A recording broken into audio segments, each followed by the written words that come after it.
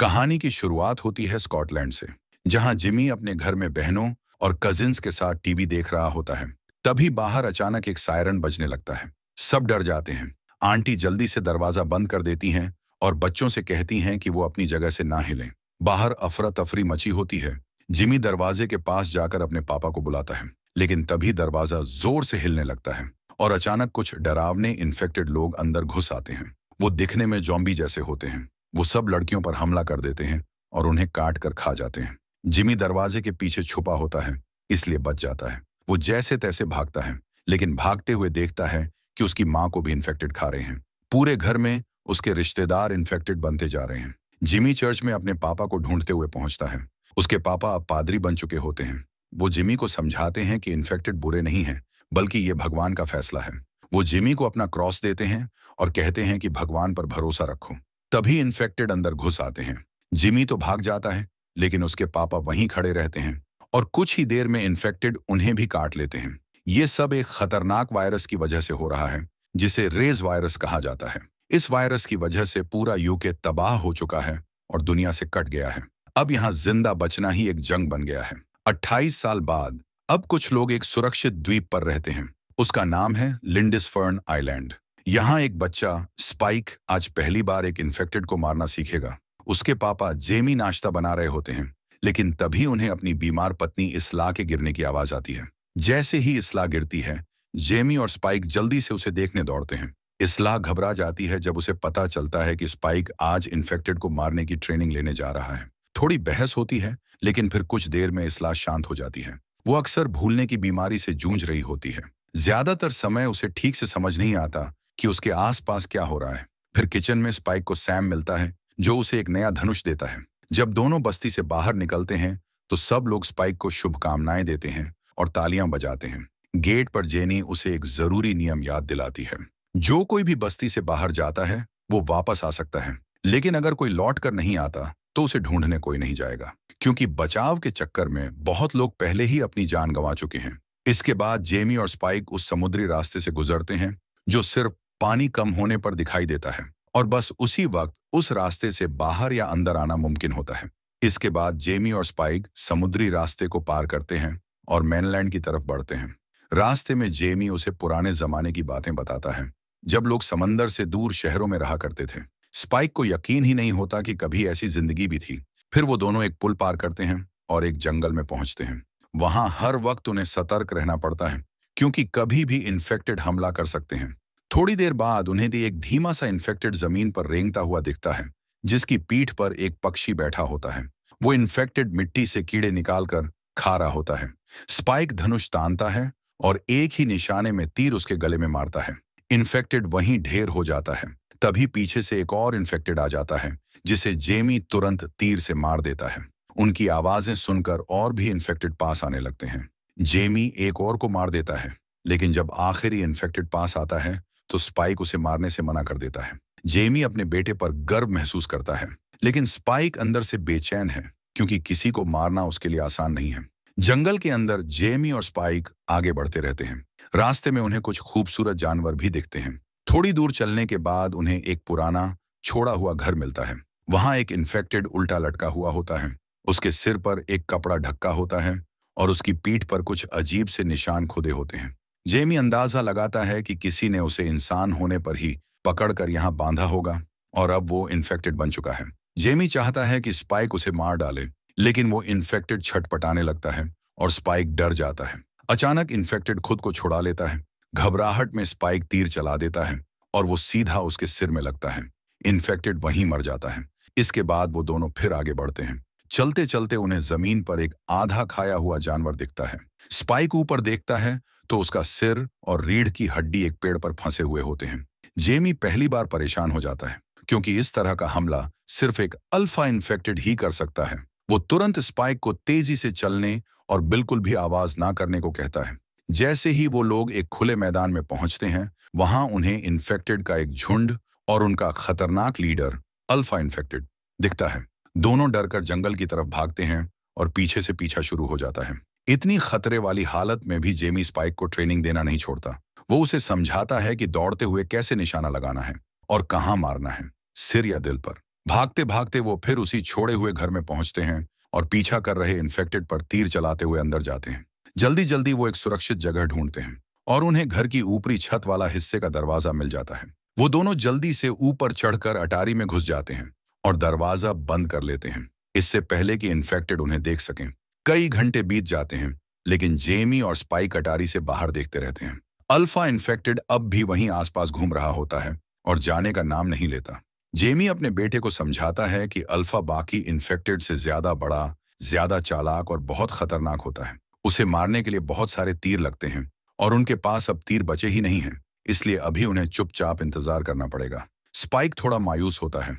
उसे लगता है कि उसने कई बार निशाना चुका दिया और डर के मारे जल्दी तीर नहीं चला पाया, लेकिन जेमी उसे हौसला देता है और कहता है कि पहले दिन के लिए उसने बहुत अच्छा किया। रात के बीच में दोनों बाहर एक इंसान को टॉर्च लेकर घूमते देखते हैं।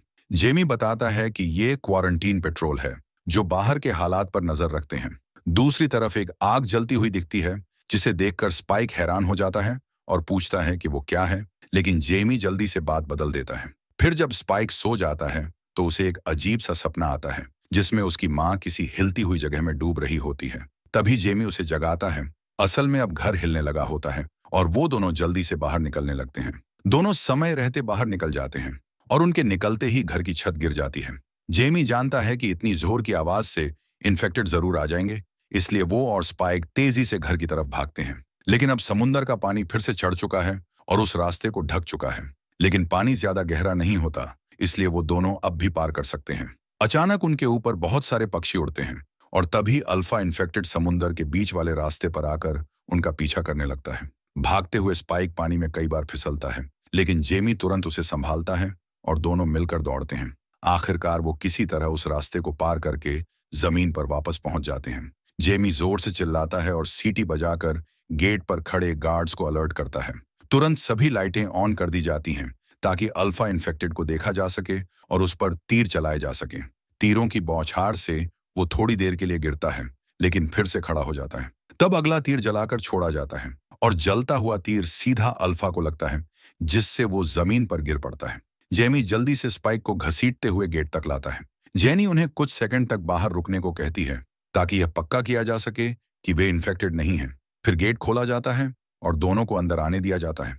बाद में गांव में एक पार्टी होती है जिसमें सब लोग स्पाइक की वापसी और उसके पहले शिकार की खुशी में जश्न मनाते हैं। जेमी पूरी कहानी सबको सुनाता है, लेकिन स्पाइक को यह सब अच्छा नहीं लगता। उसे इतना मार काट और उत्सव पसंद नहीं आता। भीड़ उसे कुर्सी पर उठाकर नाचती है और उसे पहली बार शराब पीने को दी जाती है, लेकिन स्पाइक ये सब सह नहीं पाता और बाहर भागकर उल्टी कर देता है। उसी समय वो देखता है कि उसके पिता जेमी एक औरत के साथ छिपकर कहीं जा रहा है। उसे समझ में आता है कि उसके पिता का उस औरत के साथ चक्कर चल रहा है और ये देखकर वो टूट सा जाता है। वो वापस घर आता है जहां सैम इसला की देखभाल कर रहा होता है। स्पाइक उसे अपने एडवेंचर की पूरी कहानी बताता है और फिर पूछता है, वो जो आग मैंने देखी थी वो क्या थी?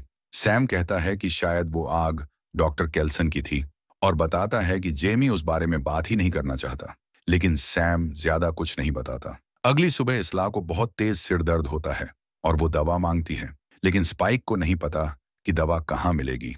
थोड़ी देर बाद जेमी वापस आता है, लेकिन स्पाइक अब उसके चेहरे तक को देखना नहीं चाहता और चुपचाप कमरे से बाहर चला जाता है।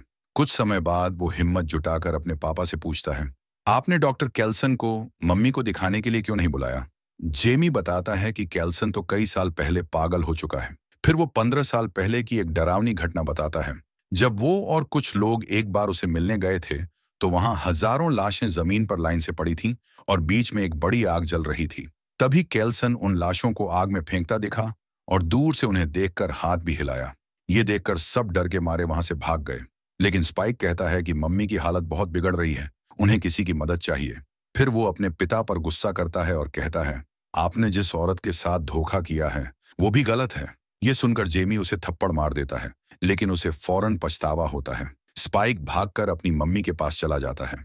जब जेमी पीछे आता है तो स्पाइक चाकू निकालकर कहता है, हमसे दूर रहो। जेमी आसानी से उसका चाकू ले लेता है, लेकिन बात को और नहीं बढ़ाता और चाकू वापस देकर वहां से चला जाता है। थोड़ी देर बाद स्पाइक एक खलिहान में आग लगा देता है और गार्ड्स को जाकर बताता है कि सबको मिलकर आग बुझानी होगी। वो वादा करता है कि जब तक सब लोग बाहर होंगे वो चौकीदारी करेगा। जैसे ही सब बड़े लोग चले जाते हैं, स्पाइक अपनी मम्मी इसला को चुपचाप लेकर बाहर निकलता है और उस समुद्री रास्ते की तरफ बढ़ता है जो सिर्फ कुछ वक्त के लिए ही खुलता है। रास्ते में इसलाह घबरा जाती है और बार बार जेमी और अपने पिता को पुकारने लगती है, लेकिन स्पाइक उसे समझाता है कि वो किसी अच्छे डॉक्टर के पास जा रहे हैं जो उनकी मदद करेगा। पूरा दिन चलने के बाद उन्हें एक पुरानी बिल्डिंग मिलती है जहां वो रात बिताने का फैसला करते हैं। इसलाह थोड़ी देर बाद स्पाइक को उठाकर उसे पुराने समय की कहानियां सुनाने लगती है। वो कहती है, तू एकदम अपने पिता जैसा दिखता है। बातचीत करते करते इसलाह स्पाइक को पिता कहने लगती है। स्पाइक उसे सुलाने की कोशिश करता है और कहता है, तुम सो जाओ, मैं निगरानी करता हूं। लेकिन थकान के चलते वो खुद भी सो जाता है। इसी बीच एक इन्फेक्टेड चुपके से बिल्डिंग में घुस आता है। वो स्पाइक के जूतों के फीते चबाने लगता है, लेकिन जब उसे लगता है कि ये कीड़े नहीं हैं तो थूक देता है। फिर वो धीरे धीरे स्पाइक के चेहरे के पास पहुंचता है और जैसे ही काटने ही वाला होता है, कोई उसे पीछे खींच लेता है। उसी समय स्पाइक की नींद खुलती है और उसे लगता है कि ये सब सिर्फ सपना था, लेकिन पास में इन्फेक्टेड की लाश पड़ी होती है। इसलाह कहती है कि उसे कुछ समझ नहीं आया, लेकिन फ्लैशबैक से पता चलता है कि उसी ने उस इन्फेक्टेड का सिर पास की मूर्ति पर पटक कर उसे मार दिया था। दूसरी तरफ कुछ सैनिकों पर एक जबरदस्त ज़ॉम्बी झुंड हमला कर देता है। सैनिक गोलियां चलाते हैं, लेकिन ज्यादातर घायल हो जाते हैं और उनके पास ज्यादा गोलियां भी नहीं बची होती। कुछ ही देर में इन्फेक्टेड उन्हें काटने लगते हैं और कई सैनिक खुद भी ज़ॉम्बी में बदलने लगते हैं। बाकियों को मजबूरी में अपने ही साथियों को गोली मारनी पड़ती है। आखिर में बस 3 सैनिक किसी तरह बच पाते हैं और एक सुरंग तक भागकर दरवाजा बंद कर देते हैं। फिर वो जो ज़ॉम्बी पास आते हैं उन्हें गोली मार देते हैं। थोड़ी देर बाद जब वो सुरंग को एक्सप्लोर करते हैं, तभी अचानक एक अल्फा ज़ॉम्बी उन पर झपटता है। वो एक सैनिक को पकड़कर उसकी गर्दन तोड़ देता है और उसकी रीढ़ की हड्डी से दूसरे सैनिक को मार गिराता है। तीसरा सैनिक इन्फेक्टेड को गोली मारता है और सुरंग से बाहर भाग जाता है। अब कहानी दोबारा इसलाह और स्पाइक पर आती है। दोनों सफर पर निकल चुके होते हैं, लेकिन इसलाह बार बार अपने भ्रमों में फंसी रहती है। जब उन्हें रास्ते में एक पुरानी मूर्ति मिलती है तो वो स्पाइक से ऐसे बात करती है जैसे वो उसका असली पिता हो। अचानक उसकी नाक से खून बहने लगता है और खून की गंध से एक इन्फेक्टेड उनकी तरफ खींचा चला आता है। स्पाइक तुरंत तीर से उसे मार देता है, लेकिन उस ज़ॉम्बी का खून इसलाह के माथे पर गिर जाता है, जिसे स्पाइक जल्दी से साफ कर देता है ताकि इसलाह उसे छू ना ले। थोड़ी ही देर में और इन्फेक्टेड भी वहां आ जाते हैं। दोनों दौड़ने लगते हैं और जब कोई ज़ॉम्बी पास आता है तो स्पाइक तीर मारकर उसे गिरा देता है। भागते भागते वो एक पुराने पेट्रोल पंप तक पहुंचते हैं और दरवाजा खोलने में काफी मेहनत के बाद अंदर दाखिल हो जाते हैं। कमरा धुएं से भरा होता है, जिससे सांस लेना मुश्किल हो जाता है, लेकिन इन्फेक्टेड उनका पीछा करते हुए अंदर आ जाते हैं और स्पाइक उन्हें रोकने के लिए पास की चीजें उन पर फेंकता है, लेकिन ज़ॉम्बी बहुत ज्यादा होते हैं और वो दोनों को घेर लेते हैं। तभी ऊपर से एक सीलिंग हैच खुलता है और सैनिक एरिक वहां से उन्हें छुपने के लिए कहता है। फिर वो इन्फेक्टेड पर फायरिंग शुरू कर देता है। गोलियों की वजह से गैस में जोरदार धमाका होता है। जिंदा जलते हुए सभी ज़ॉम्बी वहीं ढेर हो जाते हैं। इसलाह और स्पाइक एक कोने में छुपे होते हैं, इसलिए उन्हें कोई नुकसान नहीं होता। जैसे ही आग थोड़ी शांत होती है, वो दोनों बाहर निकल जाते हैं। इसलाह को उल्टी आने लगती है और उसके सिर में दर्द भी होता है। तभी एरिक पास आता है और उनसे रास्ता पूछता है, लेकिन जब स्पाइक को जवाब नहीं दे पाता तो एरिक थोड़ा घबरा जाता है। आखिर में एरिक भी उनके साथ चलने का फैसला करता है और यहाँ तक कि इसलाह को गोद में उठाकर चलने को तैयार हो जाता है। कुछ घंटे बाद तीनों एक जगह रुकते हैं। एरिक अपना फोन निकालता है, लेकिन उसमें सिग्नल नहीं होता और बैटरी भी बहुत कम होती है। स्पाइक ने पहले कभी फोन नहीं देखा था, तो एरिक उसे फोन के बारे में समझाता है और अपनी गर्लफ्रेंड की फोटो भी दिखाता है। स्पाइक ने कभी प्लास्टिक सर्जरी नहीं देखी थी, इसलिए एरिक की गर्लफ्रेंड की फोटो देखकर उसे वो औरत अजीब लगती है। तभी फोन की बैटरी खत्म हो जाती है और एरिक गुस्से में आकर फोन फेंक देता है। फिर तीनों फिर से सफर पर निकल पड़ते हैं। रास्ते में इसलाह को एक अजीब आवाज सुनाई देती है और वो लड़कों को पीछे छोड़कर अकेले ही आवाज के पीछे चल पड़ती है। वो एक पुराने ट्रेन के डिब्बे में पहुंचती है जहां चारों तरफ चूहे फैले होते हैं और अंदर उसे एक प्रेग्नेंट संक्रमित औरत दिखाई देती है। शुरुआत में वो ज़ॉम्बी औरत गुस्से में होती है, लेकिन इसलाह उसे नुकसान नहीं पहुंचाती और उसकी डिलीवरी में मदद करती है। तभी स्पाइक और एरिक वहां पहुंच जाते हैं। इसलाह स्पाइक से बच्चे की नाल काटने को कहती है और बच्चे को साफ करने के लिए पानी लाती है, लेकिन जैसे ही वो ज़ॉम्बी औरत आगे बढ़ती है, एरिक डर कर उसे गोली मार देता है। एरिक अब उस नवजात बच्चे को भी मारना चाहता है, लेकिन स्पाइक और इसला को लगता है कि ये बच्चा पूरी तरह इंसान है। तभी ट्रेन की छत से एक संक्रमित हाथ आता है और एरिक को ऊपर खींच लेता है। फिर वही अल्फा जॉम्बी ट्रेन में कूद कर आता है, जो एरिक का कटा हुआ सिर हाथ में लिए हुए होता है।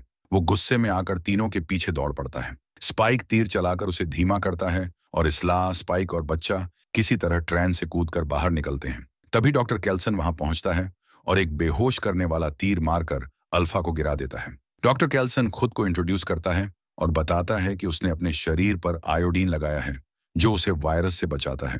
वो एरिक का सिर उठाता है और अल्फा का नाम सैमसन बताता है। वो कहता है कि पिछले 3 सालों से वो इसी इलाके में रह रहा है, लेकिन आम तौर पर लोगों से दूर ही रहता है। स्पाइक अपनी मां की मदद की बात करता है और डॉक्टर केल्सन उन्हें अपने बोन टेम्पल ले चलने के लिए तैयार हो जाता है, एक ऐसी जगह जहां वो मरे हुए लोगों की याद में चीजें रखता है। हजारों हड्डियां खंभों में बांधी गई होती हैं और खोपड़ियों से एक बड़ा सा टावर बनाया गया होता है। डॉक्टर केल्सन इंसानों और इन्फेक्टेड दोनों की हड्डियां इस्तेमाल करता है, क्योंकि उसका मानना है कि दोनों एक जैसे ही हैं। फिर एरिक का सिर आग में फेंका जाता है। जब सारा मांस जलकर हट जाता है तो केल्सन उसकी खोपड़ी धोकर स्पाइक को देता है, ताकि वो उसे उस टावर में जोड़ सके। इसके बाद केल्सन बच्चे की कहानी सुनता है और बताता है कि प्लेसेंटा ने उस नवजात को इन्फेक्शन से बचाया। वो इसला पर कई टेस्ट करता है और पता चलता है कि उसे आखिरी स्टेज का कैंसर है। इसला ये सुनकर रोने लगती है और स्पाइक घबरा जाता है, क्योंकि उसे लगता है कि कोई दवाई चुराकर सब ठीक हो सकता है। लेकिन इसला उसे समझाती है कि वो पहले से ही जानती थी कि उसे कुछ गंभीर बीमारी है। फिर जब स्पाइक का ध्यान कहीं और होता है, इसला चुपचाप केल्सन की तरफ इशारा करके उसे अपनी मौत की इजाजत दे देती है। केल्सन स्पाइक को 2 बातें सिखाता है, मोमेंटो मोरी यानी मृत्यु को याद रखो, और मोमेंटो अमोरिस यानी प्यार में मरने का सही समय पहचानो। फिर इसला अपने बेटे की गोद में बच्ची को रखती है और केल्सन के साथ जंगल में चली जाती है, जहां केल्सन उसे शांति से मरने में मदद करता है। स्पाइक अपनी मां के साथ बिताए गए प्यारे पलों को याद करता है, जब तक केल्सन लौटकर इसला की साफ खोपड़ी लेकर नहीं आता। स्पाइक बच्ची को डॉक्टर को सौंप देता है और फिर खोपड़ियों के उस टावर पर चढ़कर सबसे ऊपर अपनी मां की खोपड़ी रख देता है। सुबह होते ही समसन भागता हुआ नजर आता है, तो केल्सन फौरन बच्चों को उस गुप्त गड्ढे में छिपा देता है, जिसे उसने पहले से बचाव के लिए तैयार कर रखा था। दूसरी तरफ समसन गड्ढे के पास आकर जोर से दहाड़ता है और उसे खोलने की कोशिश करता है, लेकिन नाकाम होकर चला जाता है। सभी को लगता है कि अब वे सुरक्षित हैं, पर तभी समसन वापस आता है और लकड़ी तोड़कर अंदर घुस जाता है। वो केल्सन को पकड़कर हवा में झुलाने लगता है और गला दबाने लगता है। तभी स्पाइक डॉक्टर की एक बेहोशी वाली सुई उठाकर समसन के हाथ में चुभो देता है। समसन तुरंत बेहोश हो जाता है और केल्सन की जान बच जाती है। इसके बाद स्पाइक एक टोकरी में बच्चे को लेकर शहर लौटता है। वो उस बच्ची का नाम इसला रखता है और उसे एक नोट के साथ गेट के बाहर छोड़ देता है, ताकि जेमी उसे पा सके। जब नोट जेमी तक पहुंचता है तो वो पढ़कर समझता है कि स्पाइक अब कहीं चला गया है और वापस नहीं आना चाहता। स्पाइक ने यह भी लिखा होता है कि डॉक्टर केल्सन पागल नहीं है और बच्ची पूरी तरह सुरक्षित है। एकदम घबराया हुआ जेमी अपने बेटे को ढूंढने के लिए शहर से बाहर निकलता है, लेकिन समुंदर की लहरें बहुत ऊंची होती हैं और वो ज्यादा दूर नहीं जा पाता। 28 दिन बाद स्पाइक अब मेनलैंड पर घूम रहा होता है और खुद शिकार करके जिंदा है। जब एक इन्फेक्टेड उस पर हमला करता है तो वो उसे एक ही तीर से मार गिराता है। फिर कुछ और इन्फेक्टेड आते हैं तो स्पाइक भागता है। रास्ता एक बड़ी चट्टान से बंद होता है, लेकिन वहां सिर्फ एक इन्फेक्टेड आता है, जिसे वो मार देता है। तभी पीछे से किसी की हैरानी भरी आवाज आती है। स्पाइक पलटता है और देखता है कि वो जिमी है, अब बड़ा हो चुका है और अपने पिता का क्रॉस अब भी पहने हुए है। जिमी स्पाइक की ताकत देखकर हैरान होता है और बताता है कि अब उसके पास अपनी खुद की टीम है। और फिर जैसे ही और इन्फेक्टेड आते हैं, स्पाइक और जिमी की टीम मिलकर उनका सफाया कर देती है। सब जोर से हंसते हैं, क्योंकि अब इन्हें इन जॉम्बीज को मारना अच्छा लगने लगा है।